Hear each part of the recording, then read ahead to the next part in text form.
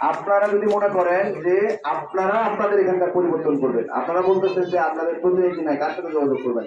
আমি তো বলবো আপনারা যারা আসছেন সবাই নাগরিক কমিটির প্রতিনিধি, সবাই আমাদের সাথে ডিরেক্টলি যোগাযোগ করবেন। এই যে এখানে যারা আসছে এখানে কেউ দিনাজপুরের বাইরে না, সবাই দিনাজপুরে। আমাদের সাথে যোগাযোগ থাকবে রেগুলার। আমরা আগে আসতে পারি নাই, আগে কেন্দ্রকে আমরা গুছিয়ে তারপরে পেরিফেরি দিকে আসা শুরু করছি। আমি তৃতীয়বারের মতো আজকে দিনাজপুরে আসলাম আপনাদের উদ্দেশ্যে কথা বলার জন্য। আরো বিভিন্ন জায়গায় এসেছি, আপনাদের এখানে আজকে আসলাম। তো আমরা ইনশাল্লাহ আশা অব্যাহত রাখবো। প্রবলেম হচ্ছে আপনারা যদি মনে করেন যে আমরা আপনাদের সাথে কিভাবে যোগাযোগ করবো, এরকম না। আপনারা সবাই আমাদের প্রতিনিধি, তাই না?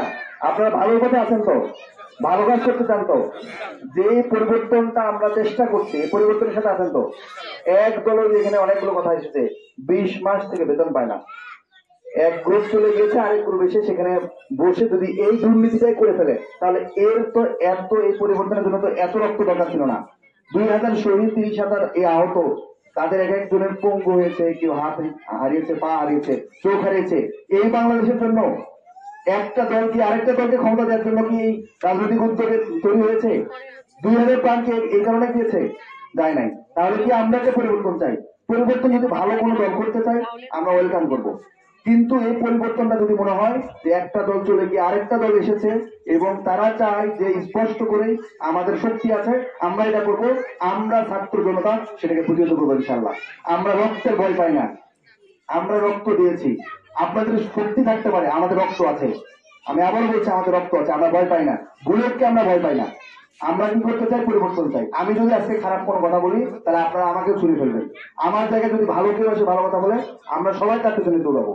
আমরা ভালো কাজ করতে চাই। তাহলে ভালো কাজ করার জন্য একটা নির্দিষ্ট আপনাদের যে সমস্যা, এই সমস্যার সমাধান করার জন্য আপনাদেরকে উদ্যোগ হয়ে আগে আসতে হবে।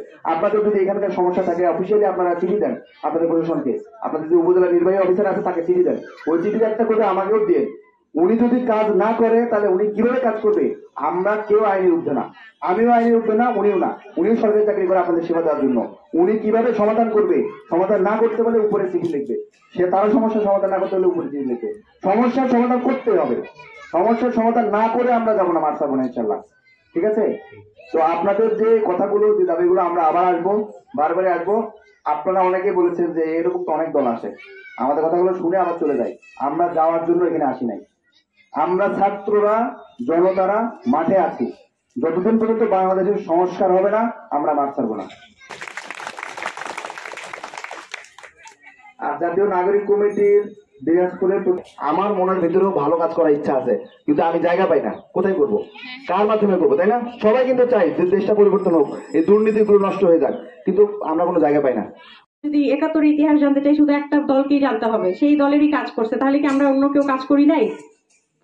করছি, সবাই করছি না? আমরা করি নেই, আমাদের বাবারা করেছে, আমাদের দাদারা করেছে, আমাদের চাচারা করেছে, এরকম তো অনেকেই আছে। কিন্তু একটা মানুষের জন্যই তো স্বাধীনতা আসেনি, সবাই মিলে আনছি।